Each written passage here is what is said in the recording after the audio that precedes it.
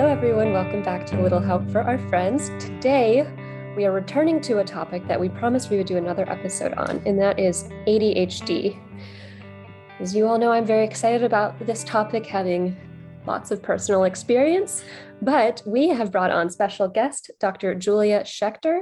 She is assistant professor and clinical psychologist at the Duke ADHD program in the Duke University School of Medicine, and she's going to talk to us about parenting, what it's like to parent kids with ADHD and unique challenges. So, Julia, thank you so much for joining us. Can you talk a little bit more about your work? Yeah, thank you guys so much for having me. I'm really excited to be here. So yes, I am a clinical psychologist in the Duke ADHD program.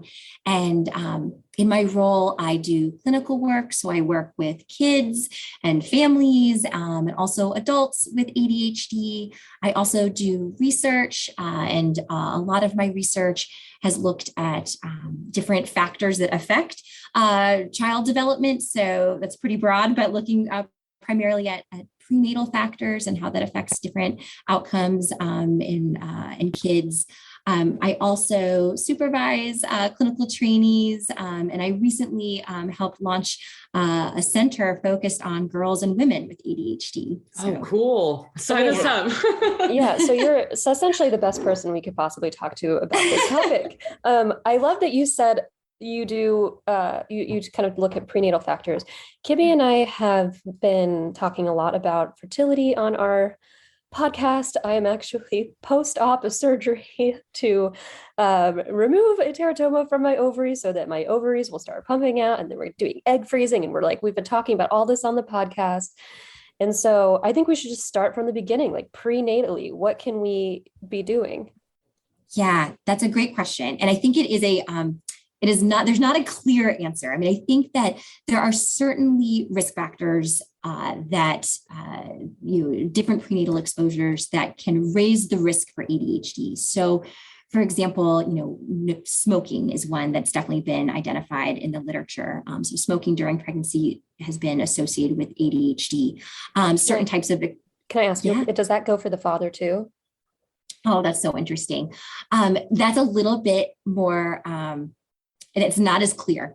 There is some research actually being done right now that's looking at this at Duke, which is just really fascinating work. But I'm not aware of research yet that really indicates that. But we certainly know that not just women who are pregnant who are smoking, but just their exposure in general to secondhand smoke. Oh, wow. So if you have a partner, you're around people who are smoking, that certainly can just raise your exposure, even if you yourself are not a smoker. Okay, great. So Paul, if you're listening, it's time to quit.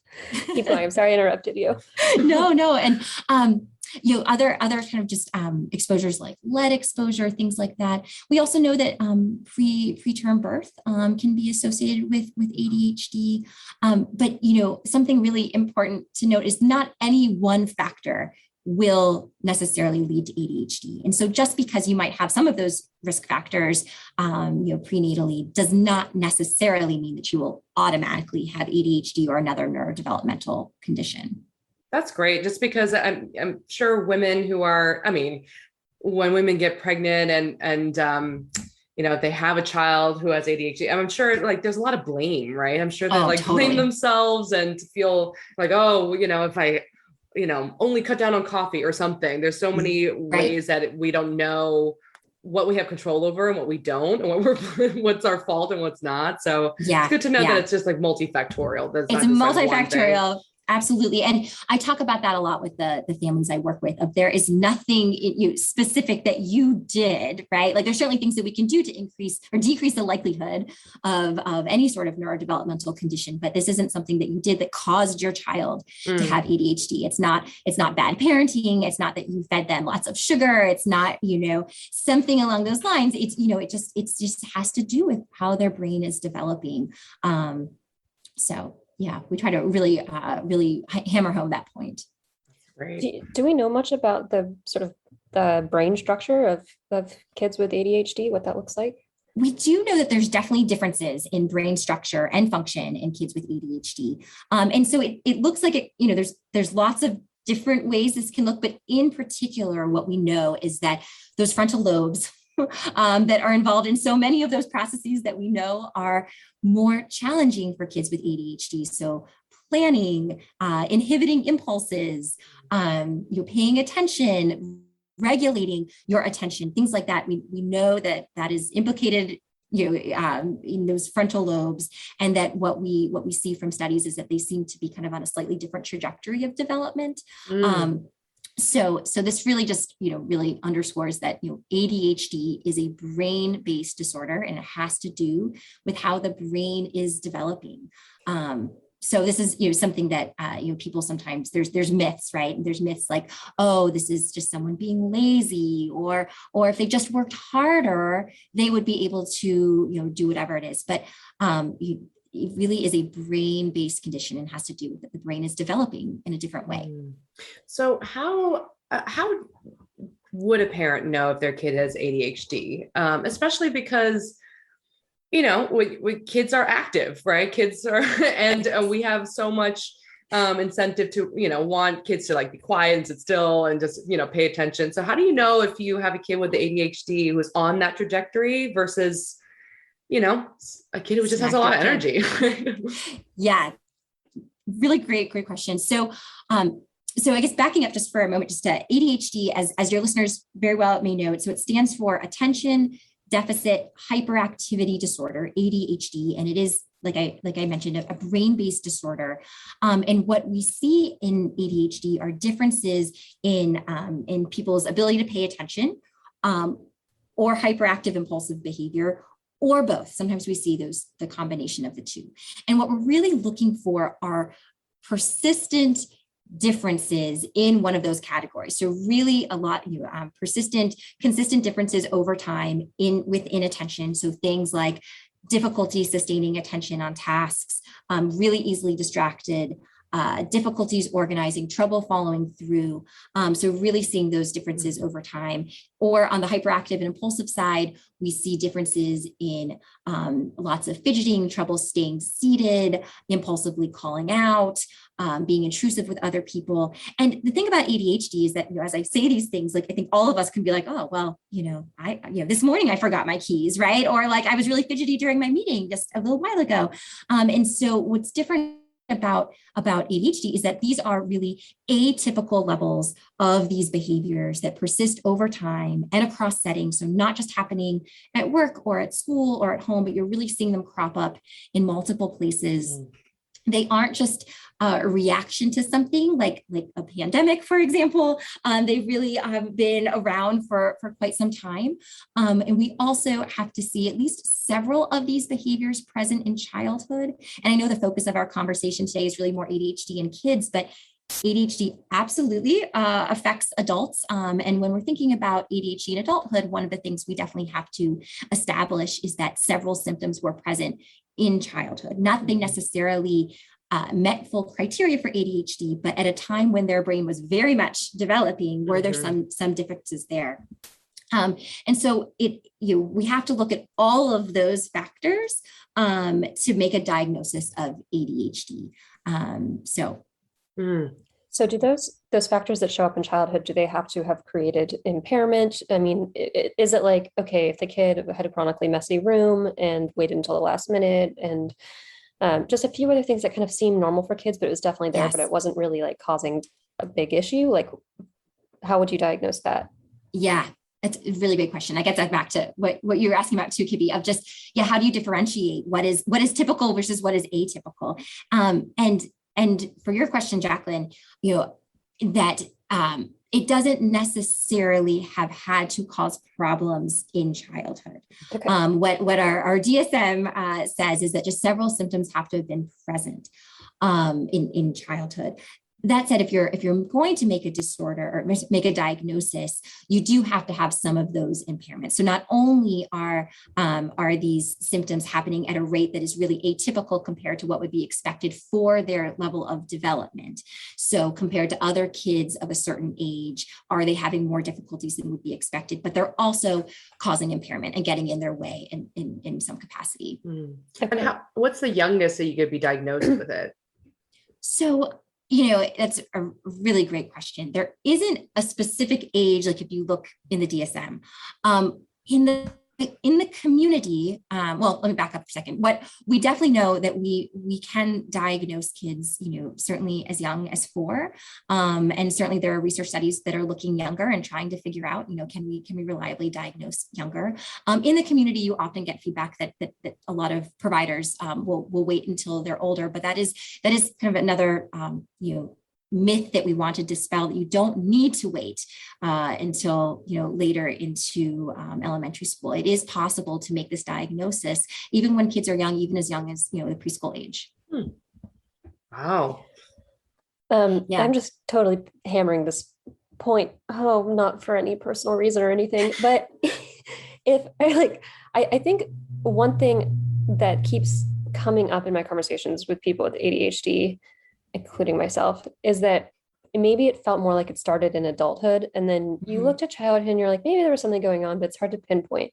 And this usually comes up with girls, and I know that this has become kind of a hotter topic lately, of like, what do girls with ADHD look like? Are they often misdiagnosed? Can you just talk a little bit about that? Absolutely, yes. So this is definitely a hot topic, and we there are, so typically there's, like I mentioned, there's the inattentive symptoms, and then there's hyperactive impulsive symptoms. Typically, but not always, girls present with more of the inattentive symptoms compared to the hyperactive impulsive symptoms. And so what that means is those are the symptoms, the inattentive symptoms are typically less disruptive. They aren't the kids that are causing lots of problems in the classroom, and therefore they're typically not the ones getting referred for evaluation. Also, there's certainly, societal pressures for girls to really perform well and to meet expectations consistently, and to follow all the rules. And so girls often come up with a lot of really strong coping strategies, which keep them looking pretty good for quite some time, until, oftentimes when there are so many demands, things start to fall apart a little bit. So what you're talking about, Jacqueline, is certainly not atypical when we look at presentations in girls and women, is that there are, the impairment might not really present until later in adolescence or young adulthood. And then there's often feedback, when women go to get an evaluation, that, oh, well, you couldn't have ADHD. You did so well in school, or, you look at your grades. But that when you sort of dive in a little bit more and talk more about the impairment, when you talk about the process and what it was like for these girls when they were growing up, they often had a lot of difficulty staying up really late because they couldn't get things done, or, developing, anxiety and depression because they just felt so bad about themselves that they couldn't focus in class. So things like that. Yeah, that rings a bell. Can you give us a typical case example, or something that tends to walk through your office quite a bit, or just like a little vignette, a little snapshot of what this could look like for parents who are like, is my kid like this? Definitely, yeah. So this is not anyone in particular, but certainly just a sort of a combination of lots of folks.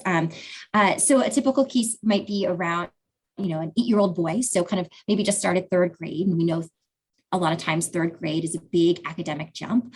And so maybe this is a kid where parents have gotten feedback over the years that their son has some difficulty following instructions, or maybe staying in line at school, or staying seated, calls out a lot, but always sort of been able to sort of get by. Maybe teachers have given some extra sort of more informal interventions, like maybe move the child closer to the front of the classroom, or given extra reminders.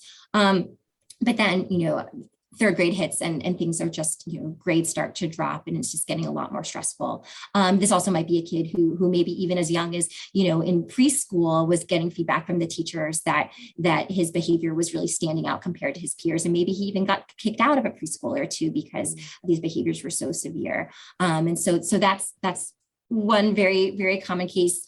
Or maybe there might be a girl who's just transitioned to middle school. And again, kind of like we were talking about, like she sort of was able to sort of get by in elementary school. Maybe she was a little spacey, staring out the window a lot, but not causing any significant difficulties for parents or teachers. Maybe she needed some extra support around keeping her things organized. And her room was a mess, her backpack was a mess, but sort of got by. But then she gets to middle school and it's just a lot, there's just an additional, demands, right? The changing of the classes and keeping track of all these different teachers and what they need from her, and things start to be more difficult. And so parents reach out then. What's it like for parents at home? Ooh, yeah. I mean, I think it's really, really stressful for parents. I mean, I think, and I'm sure you've talked about this on your podcast, parenting at baseline is just like really hard. Parenting is hard. And then you add these kids who do need some just extra support, or they just, they're not following instructions, or they are, just really having trouble meeting expectations at home. And this causes just an extra level of stress for parents. I mean, we have research studies to show that parents of kids with ADHD experience more stress compared to parents of kids who don't have ADHD. And this is really, really hard for parents. And it's often really isolating too. Parents start to blame themselves. Again, it must be something that I did that caused this, or something I'm not doing. And so that adds even more stress to parents. So this is hard. Are there common mistakes, or not mistakes, but are there common responses that parents have to that stress, like things that might do to maybe exacerbate without realizing what they're doing? So it's a good question. I just can imagine, like, if I had a kid with ADHD, I might go different ways, either try to do everything for them to try to help them organize, or the other way, getting really mad and kind of asking over and over for them to do that, so. Yeah, totally. I mean, we definitely hear that once parents have come into our clinic, they're definitely reporting those types of things, of being kind of like, sort of extra monitoring, more so than probably is needed or expected for their child's developmental level, which adds to stress, or being really frustrated by having to set all these give extra instructions, and having to repeat themselves over and over. And we know that, being consistent with kids in general can be helpful, but kids with ADHD are so dependent on their environment, right? To regulate their attention and behavior. Mm-hmm. And so what this means for parents is that, the more consistent that they can be in the instructions they give or the feedback that they give, the better able kids are at meeting those expectations. So we know those things, but that is hard. It's hard for parents to be consistent, both within themselves and also with other caregivers. Yeah. I'm just imagining is there a big genetic component here? Because I'm just imagining being an ADHD parent and then having ADHD kids and then trying to create a really structured, consistent environment, and just Jacqueline's worrying for her, just really thinking about her. Very personal. It's a very self-centered podcast for me.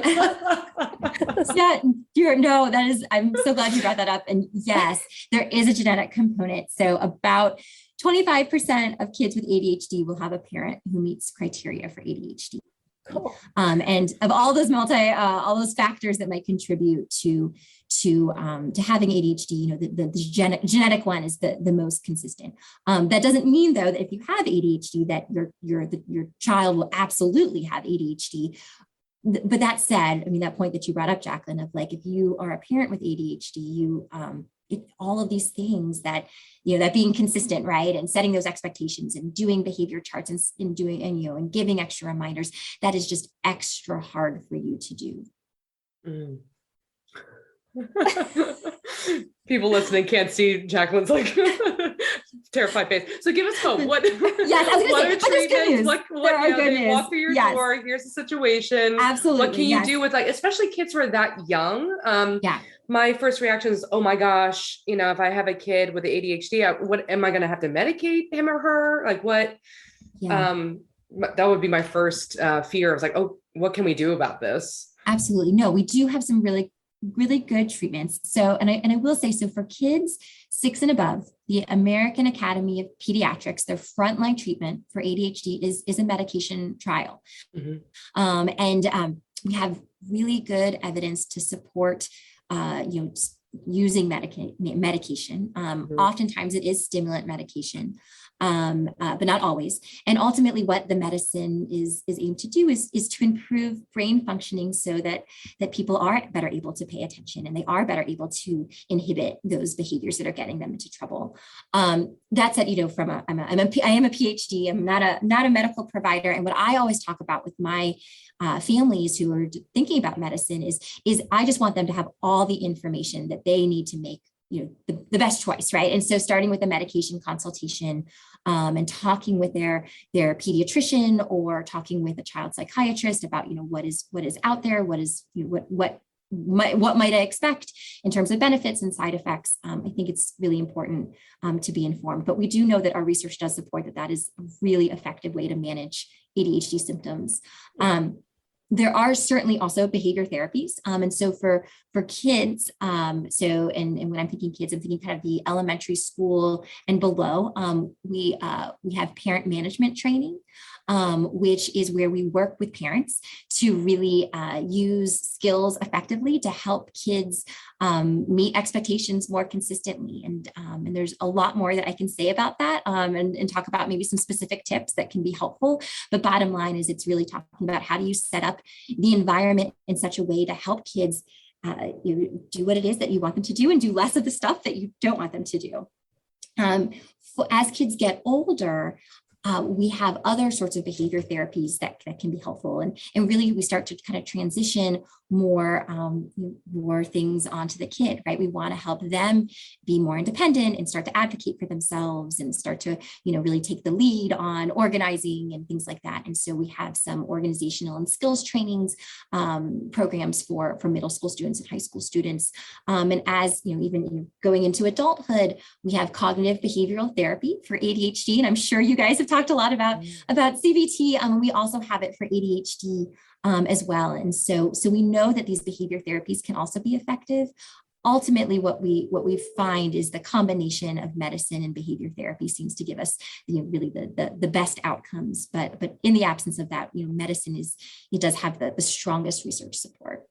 I know you're not a psychiatrist, but just one thing I hear over and over again is if a normal person takes a stimulant, they're going to feel crazy and high and whatever. And then if the person with ADHD takes a stimulant, they're going to feel really calm and it'll have an opposite effect. Is that actually true? Or is that a myth? Does it work for some kids and not others? Do some kids not respond well to stimulants, et cetera? So I can answer part of that question. I can answer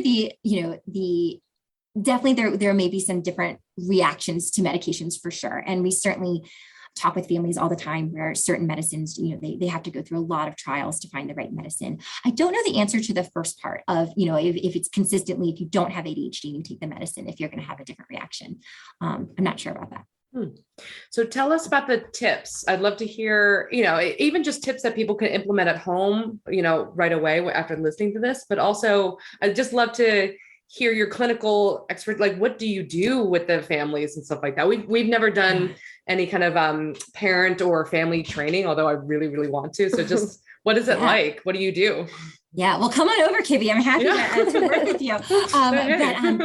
So like I mentioned, what we really want to think about is sort of how do we structure the environment? But even before we get there, I think what can be really, really impactful for families is just the education piece around what ADHD is. And so even just listening to this podcast, right, can be therapeutic of just understanding that this is a brain-based disorder. It is not something that your kid did wrong or you did wrong. But given how their brain is developing, you're going to see certain patterns that are going to make it harder to parent. So for example, we know kids with ADHD have more difficulty with regulation and self-regulation. So while some kids might be able to sort of use that inner voice when they're sitting in class and there's something going on outside the window and say, no, I really need to focus on my teacher right now. Kids with ADHD have a really hard time regulating their attention away from the shiny thing, away from the thing that's really exciting, into the thing that they're supposed to be paying attention to. And so what does that mean for parents? It means how do we set the stage so that they're going to be better able to regulate away from the thing that we don't want them to focus on and on the thing that we do want them to focus on. And same with behavior, right? We know that kids with ADHD might have trouble regulating their behavior. They might, inhibiting that impulse to call out or to get into their neighbor's space might be really, really hard. So how do we set it up to really help them do the thing that we want them to do more of? We also know that kids with ADHD are often really inconsistent in their behavior. In fact, Russell Barkley, who's a psychologist who's really well known in the field and has some excellent books out there for parents, he has said that kids with ADHD are consistently inconsistent. So that is what you're going to see, that's consistently inconsistent. And we know that kids with ADHD, this is not a disorder of intelligence. We have brilliant people have ADHD, right? And this is not, it's not a disorder of what people are capable of. Extremely successful people have ADHD, but it is a disorder of performance, and being able to perform consistently is really impaired. And that behavior is so tremendously frustrating for parents and teachers, because they know that kids are so capable, right? They have this capability to do something, but they just can't do it for some reason. And for some reason, they did it yesterday, no problem. So what is it about today that is making it so hard? And so that can really lead to frustration. And again, what this means for parents is how do we set up the environment or the stage, or give an instruction a certain way to increase the likelihood that a certain behavior is going to happen more consistently. And another thing that we know about kids with ADHD is that they tend to respond to rewards a little bit more inconsistently. So for example, novelty, things that aren't novel just really no longer capture their interest. And so maybe there's a certain reward that's really exciting to kids one day, and then the next day they seem to care less about it. And so that's really hard for parents too, who are trying to, maybe reward certain behaviors or use certain prizes. And kids are losing interest quickly. And so we know that if we can keep things, if we're able to really,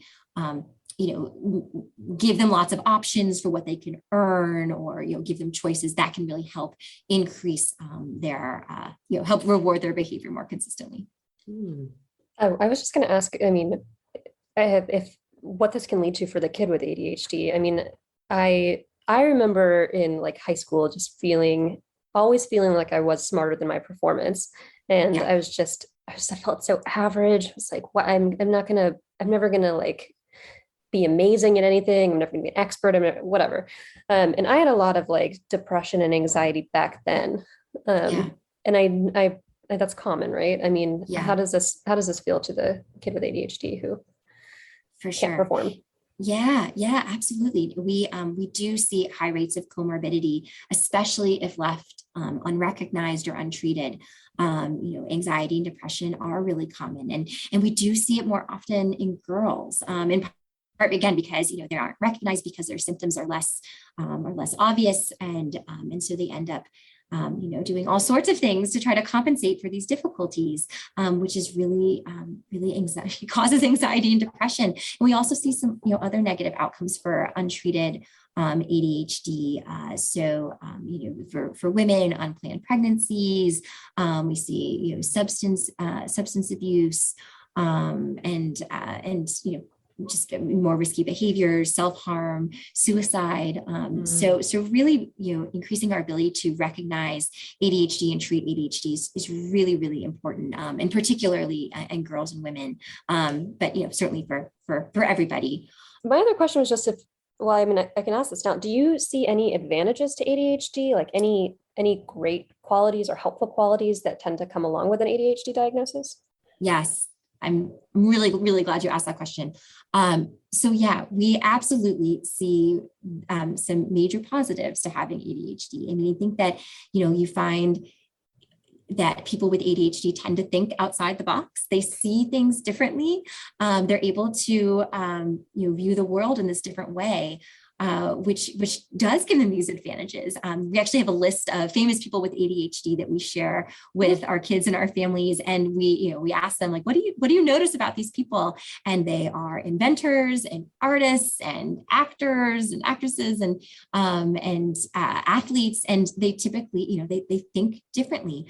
We also know that typically if people have that kind of hyperactive, impulsive type of ADHD, that they have more energy and they can keep going for longer, and they are more active. And so they can really have that kind of those athletic benefits too. So there absolutely are benefits to having ADHD. I think the hard thing is that, a kid's job typically is to pay attention and stay still and go to school. And that's so hard, right? When that's not what your brain and body are telling you to do. But once you get to be an adult and you get to kind of self-select into environments that really match the way that you behave and the way that you learn, the way you think, you can be very, very successful. Who are some of the names on that list? Yeah. So a big one is Simone Biles. Of course, she has ADHD and she's been really open about that, and it's been really exciting. Watching her obviously recently, and then talking to some of my patients about her. Michael Phelps and I think Walt Disney is on there. And just a lot of, I think Tom Cruise is on there. So a lot of actors and actresses and inventors. And yeah. Very cool.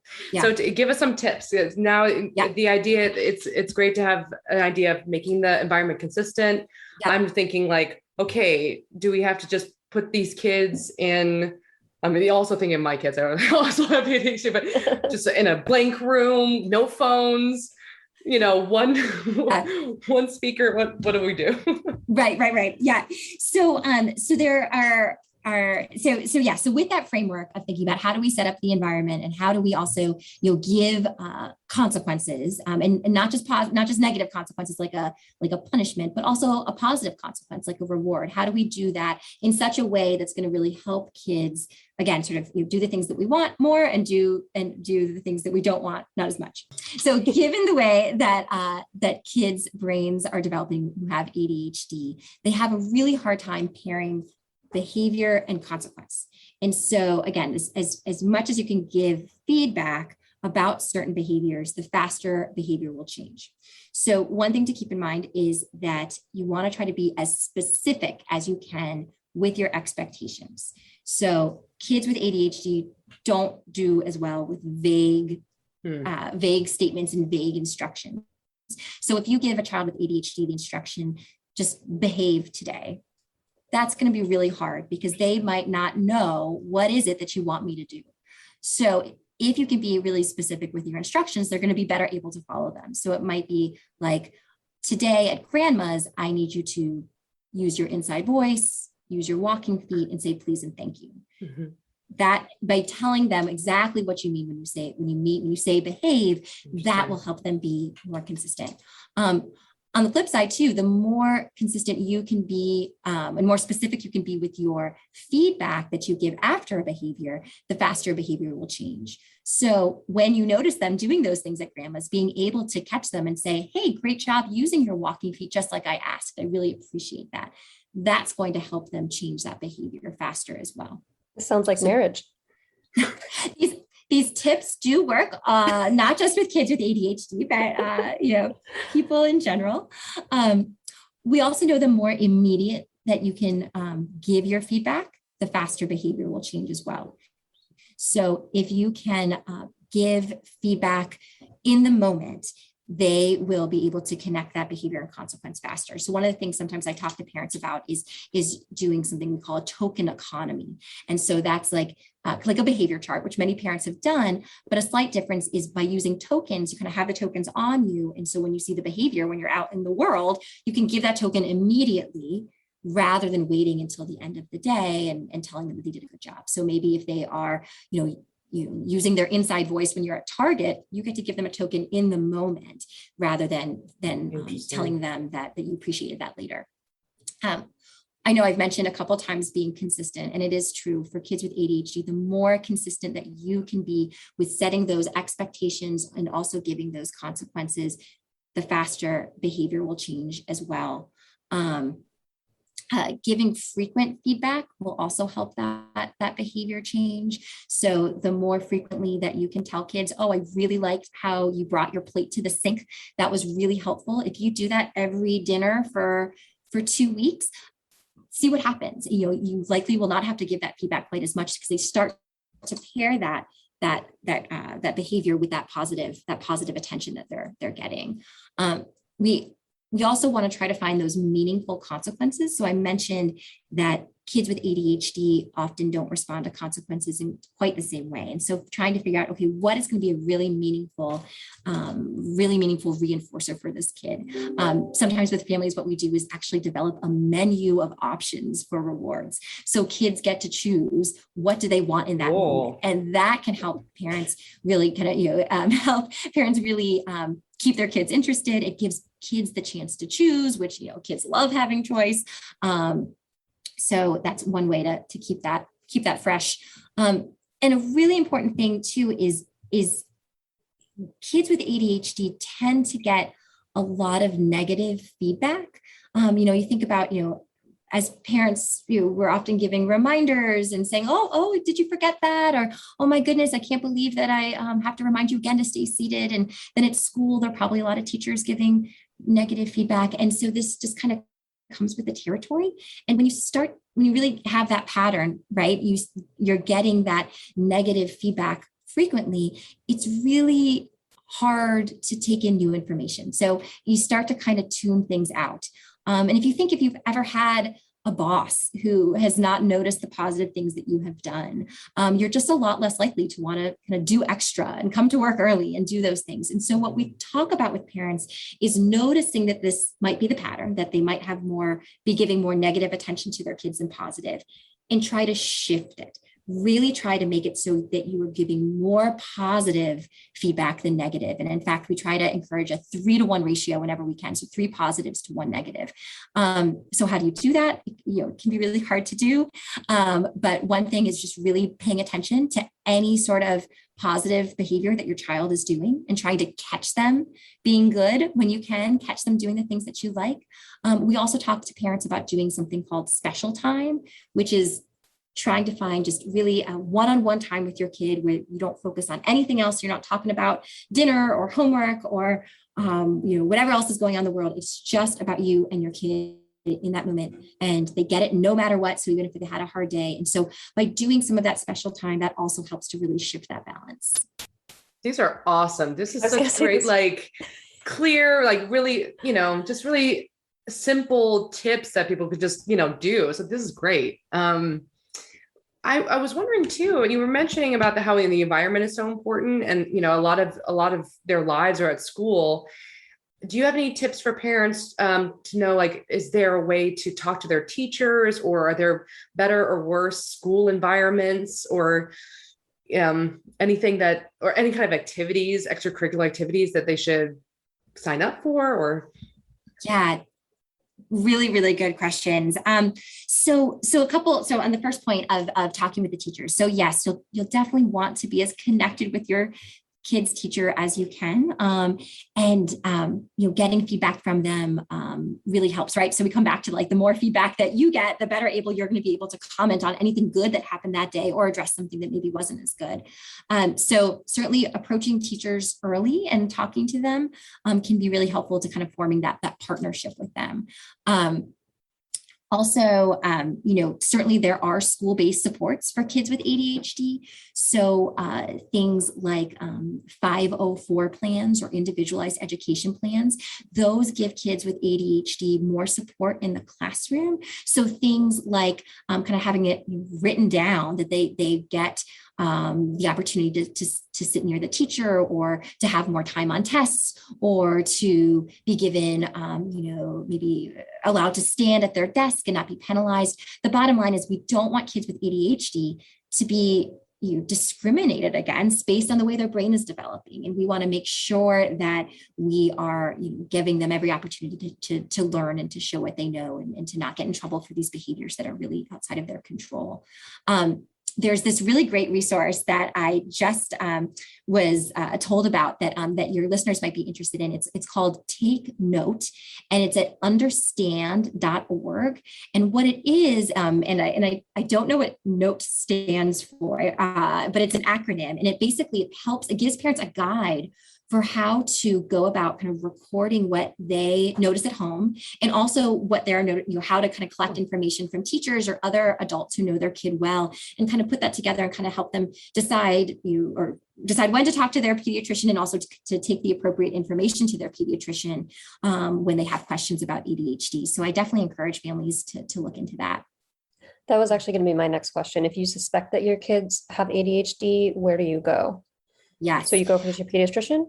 So starting with a pediatrician is definitely what we recommend. Pediatricians typically know your kids, they've seen them for a while, so they have a good context. And pediatricians often are, I should say often, but they're very in the know about ADHD, and they may very well be able to give you some rating scales to do yourself as the parent, and also to have your teachers fill out and potentially diagnose just within the pediatric office. Sometimes pediatricians also have some mental health professionals actually embedded into the office, which can be helpful. Your pediatrician might recommend you go see a mental health professional like a psychologist or psychiatrist to do a full evaluation, but it typically is the best first steps to start with a pediatrician. These have been really great tips. Can you tell us a little bit more about the Girls Center or any other resource that you want to share? Absolutely. So, we talked a little bit today about how there's this idea that ADHD, doesn't affect girls, right? There is a myth that it is a boy condition, and that is not the case. ADHD absolutely affects girls and women across the lifetime, but it is just starting to really get more recognition that it looks different in girls. And so what we have done at Duke is we have been very, very fortunate to receive a donation, an anonymous donation from a family who was affected by this directly. So they have a female in their life who really struggled to get diagnosed, and they decided to give a donation to start this center. So it is the Duke Center for Girls and Women with ADHD. And really the purpose of this center is to advance education about girls and women who have ADHD. And this is going to be for the girls and women themselves, their families, for clinicians, for educators, the public. We really just want to be kind of like an informational hub for people to come to know that they can get reliable, evidence-based information about girls and women. And certainly we are developing our own content, but part of what we're doing is also bringing together already really great and reliable content that is out there, and kind of putting it in one place for families. And so some of that reliable content that we really love, a great resource is CHAD. So that's Children and Adults with ADHD. So the CHAD website is fabulous. It has such great resources there for ADHD across the lifespan, not just for girls and women, but for everybody. So I highly recommend going there. And certainly, NIMH, National Institute of Mental Health, has some really good just information about ADHD in general. I also want to make a plug for a pediatrician, a developmental pediatrician who we have worked with in the ADHD program. Her name is Narissa Bauer, and she has a really great program called Let's Talk Kids Health. And it's a great website. She's got a YouTube channel, and she also has some very specific resources for families with ADHD, and she's excellent. So those are definitely some of the top places I would recommend. Thank you. We'll put all of those links on our website, so anyone listening who's interested in diving into those can look for them there. Yeah. Awesome.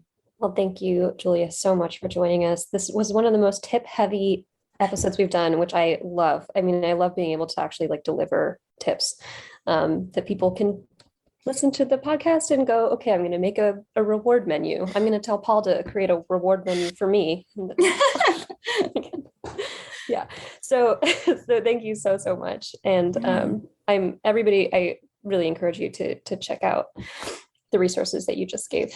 And I hope you all enjoyed, and come join us again next week.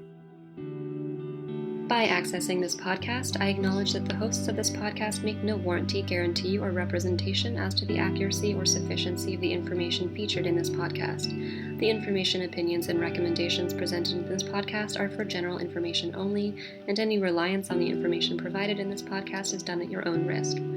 This podcast and any and all content or services available on or through this podcast are provided for general, non-commercial informational purposes only and do not constitute the practice of medical or any other professional judgment, advice, diagnosis, or treatment, and should not be considered or used as a substitute for the independent professional judgment, advice, diagnosis, or treatment of a duly licensed and qualified healthcare provider. In case of a medical emergency, you should immediately call 911. The hosts do not endorse, approve, recommend, or certify any information, product, process, service, or organization presented or mentioned in this podcast, and information from this podcast should not be referenced in any way to imply such approval or endorsement.